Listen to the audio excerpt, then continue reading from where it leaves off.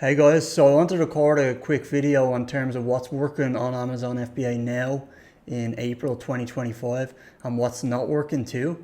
As a FBA brand owner that's done millions and an agency owner as well, Amazon FBA agency owner, there's a few things I've noticed. It doesn't apply to every account, of course, but by and large, what I'm seeing here and what some of the things we're running through as far as checklists, etc. So first up is visibility. You know, Amazon is competitive. That's something that we know. It's the online marketplace of the world. So this is expected. What we've really looked to do is basically cheapen the visibility. So reduce CPCs. If you can get them down by 10%, 20%, particularly if you already have a strong offer in the market. Oftentimes we just see people are just spending too much on ads, especially with the amount of advertising types that Amazon have added over the past few years. It's just simply a lot, and it's unnecessary as well. Some of the ad types just don't work. Some of them are just overkill. Some of the specifics here, SBV typically worked well in previous years. I don't see it working as well. In some instances, yes, but quite frankly, unless it's working really well, you've already probably got sponsored products running. Maybe you've got some sponsored brands headlines running. SBV to me, and where I see it is get it off or get it minimalized. You know, same with SDA. You know, there is certain times you can use it, of course, but by and large, like SDA, top of the funnel, okay. I mean, it works. It'll get a low ACoS, but it doesn't really add much. You know, I don't see it adding much in terms of top line sales. So for me, it's off or minimal. Product targets, again, look, I know there is some placements on competitor pages that you want to take up, but again, this is paid. You know, when we're running sponsored products ads, at least we're getting the benefit of the organic placements. You know, we might be in the top 5, we might be in the top 10, so we're running to maintain some of that as well. You don't get that with product targets, quite simply. So to me, again, this is an offer, a minimal, and defensive as well. Defensive ones, again, if you've got a strong offer and you've worked on some of the things that I'll talk about now in the other sections here, then ultimately you don't need so many defensive ads, you know, particularly if you have a strong offer. So I would very much encourage you to test this, turn it off for a sprint for 2 weeks or so, see how it looks, see how it looks on a profit margin basis. But I will tell you the results and how much more profit we've made in just a moment when I go through these two sections here. So what do these mean? So next one we've got is CTR.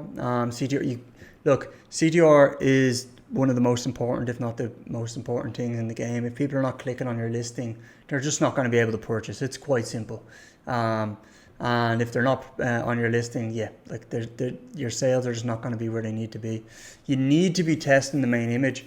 So you need to be testing this, whether that's, you can even edit the main image with packaging or the product labels, even beyond what is actually on your product label. So there might be certain things you want to highlight. Again, if it's making text a little bit bigger or it's highlighting a key benefit that maybe is not released on the packaging just yet, people are generally not going to make a big deal about this, you know, and it can help for your CTR. So hugely important CTR, and that obviously comes main image, title, reviews as well. Of course, reviews showing the search results. So again, you've got to be considerate here with advertising your best products, and also watching out for defects as well. CVR, so big one, big one with established brands that we're seeing, and I'm seeing in my brands as well. Look, there's competition coming in, but the competition cannot compete in certain aspects because they just don't have the experience. You know, they might be selling for 6 months, a year, 2 years, even 3 years, but they just don't have the wealth of experience and heritage that comes with a brand that's been selling for 5, 6, 7, 8 years, which we have. So you've got to really, and this might be almost like a flipping the script a little bit, opening up the angle. Like they don't have the story behind it. They don't have the heritage. They don't have the history. So what we found working really well is actually editing our marketing to not only point out obviously good features and benefits, but how does this all encapsulate the whole brand and how do we solve the problem in the market? So how do we do that with our product range? You know, it's not just individual products. It's setting out a brand that's going to stand out from the competition It's pointing out the key areas that are very different. So I literally went through our listings and I went through it component by component. So I went through the title, I went through main image 1, I detailed out what the angle is beside this image. Like, what is the purpose of image 1? What is the purpose of image 2? What is the purpose of image 3? I went through everything, down to every bullet point, every back-end item, every A+, the story, the store, everything. And the viewpoint here is I'm making each thing really punchy. I'm making it all connected so that it's all connected to the brand and that there's not a single bit of content that's wasted, because oftentimes over the years you'll start to accumulate lots of content and individually it might be good, but when you bring that all together it's just a big blurb of like benefits and stuff.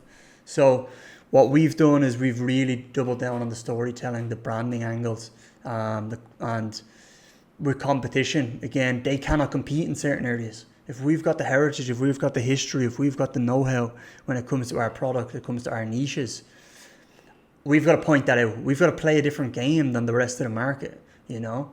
And you can do that if you have the experience, if you have the passion behind the products. So this is one area that we've made a big change. We're noticing fantastic results already, you know? And it's not surprising. It really isn't surprising when you go through your listing with a magnifying glass and you look for a real purpose for every element of your listing. There's not even any doubt that you're going to see improvements in CTR. You're going to see improvements in CVR. And what we've done is started to actually understand that this is a brand. One, obviously, we're selling on Shopify as well. But Amazon's the main business and it always will be. But what I've wanted to do with the brand is make it so it permeates the brain outside of, for example, Amazon. People searching for your product are searching for that product, you know? Whereas I want to make it so that we stand out in that product searches, firstly, so that when people search that we stand out by far, but also that we become a memorable brand. We become a brand that people understand the purpose behind it, the simplicity. Obviously looking at some key books like Brand Story by Donald Miller, Eugene Schwartz, Breakthrough Advertising. Books like this really help you understand the buyer psychology and really help you build a winning offer, you know, and that obviously is backed up by a good product as well. But we're talking about CTR, we're talking about CVR right here, and these are the key things. Now, alongside this, we're looking at the back end. You know, we've been looking at the back end. We're optimizing pricing. We obviously spoke about tariffs in the recent video, but we're also looking at pricing, getting the product price right. You know, testing higher price points is key because, quite frankly, you can often get more profit just by testing higher price points, you know, and sometimes a higher price point actually encourages more sales. If it is priced correctly within the market, it comes across as a premium offer. Assuming you have that backed up with the product, this can be really strong. Next one is bundles as well. So particularly for products that are slow movers, maybe you've launched some products like we have recently. We've got a couple that are just slow movers, and I don't know if they'll ever move, but we're bundling them up with their other items in their product range, just to get the items moving. You know, you don't want to be incurring storage costs, so it can work really well in this instance. The cross-selling. So again, rather than just throwing your product range down in the A+ premium or the A+ in comparison charts, really study what is most related to the product page. You know, because marketing 101, keeping it simple and also not like sending people to another page. So they've just went through your whole listing, and then you're basically sending them to another product page to start the process again. So again, the cross-selling still is the best way to do it in 99% of cases. However, be very selective in what products you're cross-selling. Make sure they're related.